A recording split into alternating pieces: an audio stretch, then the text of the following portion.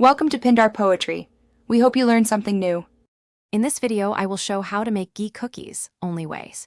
Start by creaming room temperature ghee and sugar until light, then beat in 1 egg and vanilla. Whisk flour, baking powder, and salt, then fold into the ghee mixture gently. Chill the dough for 1 hour, roll to 3.5 inches, cut shapes, and bake at 350 degrees F until edges are golden. Let cool completely before serving and enjoy the cookies. I like to use high-quality ghee and unrefined sugar for deep flavor in these cookies. Measure 2 cups flour, 1 tsp baking powder, 1/2 tsp salt, and 3/4 cup ghee. Keep ghee at room temperature for easy creaming and avoid overmixing once flour is added. Chill dough briefly to prevent spreading during bake. Bake on parchment to protect bottoms and rotate the tray halfway through. These small steps make a big flavor difference. If you are finding this video helpful, please subscribe and like to support the channel and catch more recipes.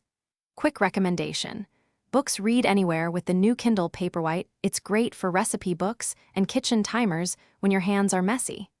Check the description for the link and other deals I mentioned. Enjoy the cookies, and thanks for watching and supporting small creators. Now let's get back to the video. If your cookies spread too much, increase chilling time and reduce oven temperature by 10 degrees F. For crisp edges, flatten discs slightly before baking, or for chewier centers, add 1 extra tablespoon of ghee. Swap half the flour for almond meal for a nutty texture and watch baking time closely. Add lemon zest or chocolate chips to vary flavor profiles. Always cool on wire racks for best texture. Thanks for watching. Consider subscribing if we helped you.